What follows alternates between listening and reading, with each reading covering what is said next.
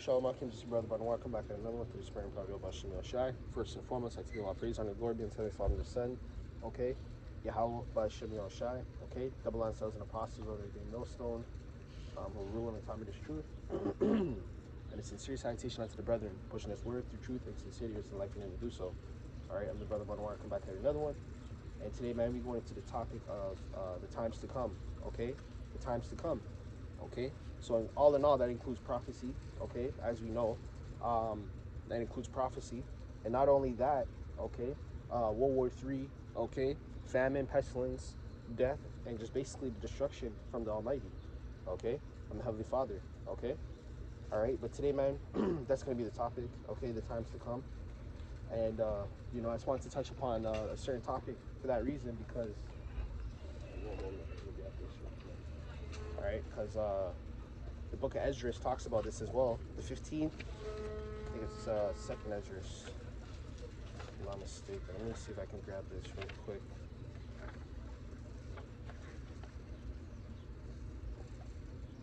Right, second Esdras 15. Yeah, second Esdras 15, and even second Esdras chapter 16. Okay, they touch upon these things, man. All right. But all in all, man, we're just going to hop right into it, okay? Because first and foremost, man, before we even get into the transition of the kingdom, okay, things are going to transpire, okay? Things are going to transpire, man, okay? So we're going to get Isaiah chapter 13, okay? It's one of my favorite ones, man. I always just read this one, okay? Because, yo, hey, man, all right, these people are still unaware of the times to come. You know, they're kind of under the realization that this place is going in a direction that they don't want it to go. But for the most part, they're still in denial, okay? Which is what the people were in the times of Noah, in the times of Egypt, in the times of Rome. They didn't want to let go of those places, okay? That's why you said the Lord, that's why you see the Lord said that, okay, those that cleave onto this place shall be destroyed, okay? You know, the remaining of these people. Because you're going to have people that, you know, they're going to be like, you know, like in the movies, they'll be like, oh, this is my home and I'm not leaving. I'll die here, you know? That's going to be the same mindset these Americans have, okay? Right, a lot of people are gonna have that mindset. They're gonna just they're gonna want to die or go off with this place. Okay, right? Fine. So it's Isaiah chapter 13 and verse 1. It says the burden of Babylon, which Isaiah the son of Asmos did see. Lift up the banner upon the high mountain, exalt the voice of them, shake their hand that may go into the gates of the nobles. Verse 3. I have commanded the sanctified ones, okay? I have also called my mighty ones for mine anger, even them that rejoice in my highness. Verse 4, the noise of the multitude in the mountains, okay? So that multitude in the mountains is these nations, okay? These nations are referred to as mountains because in the scriptures, mountains is representative of governing bodies, you know? Right? Mountains represent power. Like when you see a mountain, it looks strong, it looks mighty, you know? Well, that's what nations are supposed to look like. When you look at nations, they're supposed to look strong and mighty. That's what the Lord used mountains as an analogy for the nations, okay? So all these nations are going to be, you know, right? What does it say? It says the noise of the multitude, meaning there's multitudes of armies, multitudes of nations there, okay? Right? It says a tumultuous noise, the kingdoms of nations gather together, right? So all these nations are going to gather together for what? For war, okay? It says the Lord of hosts mustered the host of the battle. Verse 5, they come from a far country, okay? Even the Lord and the weapons of his indignation, okay? Which is what we talked about the other day in that sit down, okay? So these weapons are going to come from abroad, okay? They're going to come from all over the place, okay? Right? You're going to have weapons coming from Iran, Iraq, Saudi Arabia, Russia, China, America, Israel, okay? The Philippines. All these nations are going to go and fight against one another, okay? They're all going to fight against one another, man, okay? Which is what we see. We see all these people forming alliances, right? You have BRICS, you know, you have EU. Those are the main two groups, obviously. But even within that, okay, you have a couple of nations going up against a couple of nations, okay? In the end all be all, man, it's going to be everybody. It's going to be this side versus, it's going to be a whole bunch of nations versus America. That's how it's really going to end up, okay? Because the EU is going to betray America, as the scriptures tell you in the book of Revelations, okay? right? It says, and the Lord's weapons of his indignation is a symbol, is a symbolic meaning of right? It's a symbolic meaning of the Lord, the Lord's ICBMs, because that's who really created the ICBMs is the Lord. Okay, Esau never had the formula to create ICBMs without the Lord. He never knew how to do it.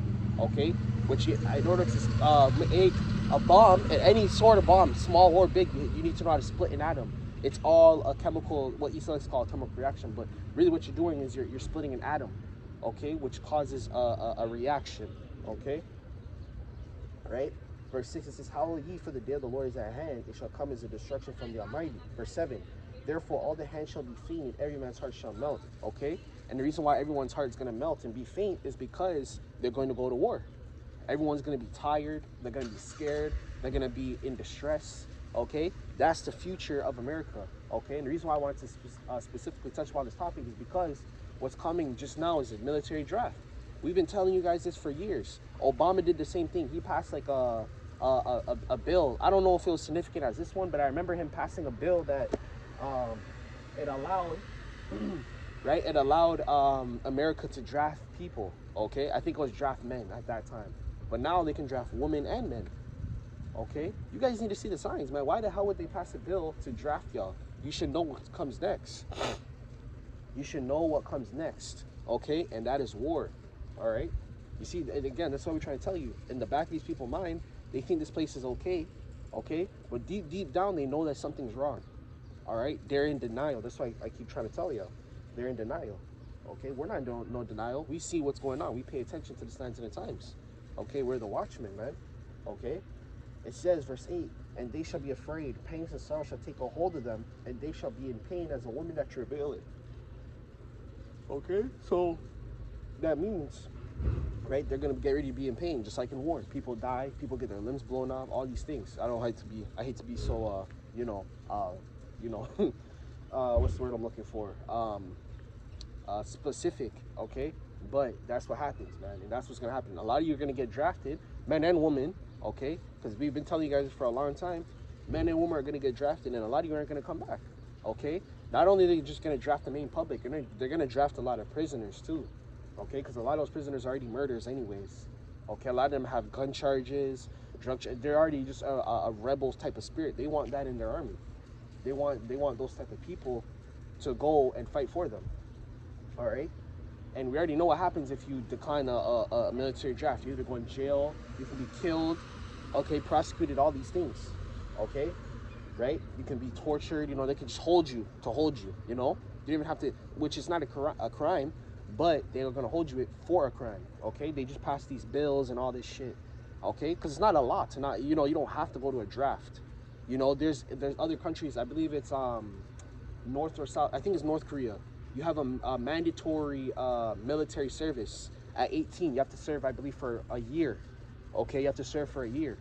Okay, all right. And then there's a couple of European countries that do the same as well. All right. Okay. So it says, a woman that travaileth, they shall be amazed at one another. Their faces shall be as flames. Verse 9. Behold, the day of the Lord cometh both with cruel, both with wrath and fierce anger, to lay the land desolate. So all this anger that you see, all this war, is basically the Lord's anger. All these nations mad at each other, all these nations bombing each other, all these nations killing their top general, doing this, doing that. All these things are a product of the Lord's anger. The Lord is putting that spirit out there, that energy, okay? The Lord's putting that spirit out there with these nations, okay? Right?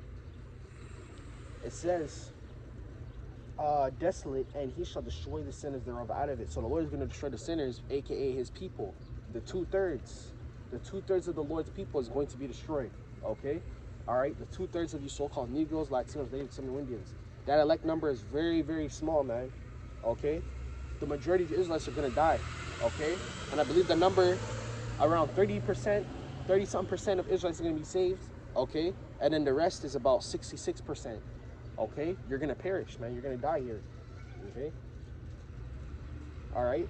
It says, verse 10: "For the stars and the constellations shall not give their light." Why? Because the skies are gonna be filled with smoke from all the buildings being on fire, from all the bombings.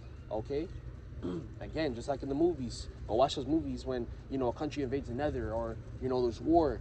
You can never see the sky. Why do you think the sky's always gray?